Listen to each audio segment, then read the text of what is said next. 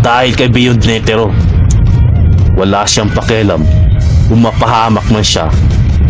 Basta lamang makamit niya ang kapangyarihan na bumabalansi sa lugar na ito. At yun ang pinipilit niyang kunin kay Don Trix. Kung sakaling makuha niya ang kapangyarihang yun, delikado tayo. At kung hindi niya naman makuha kay Don Trix yun, delikado pa rin tayo. Dahil sa mga bombang itinanim niya sa lugar na ito. Kaya kailangan nating magmadali at makaisip tayo ng mas magandang paraan para mailigtas natin ang lahat. Sana lang ay hindi pa huli ang lahat at magawan pa natin ang paraan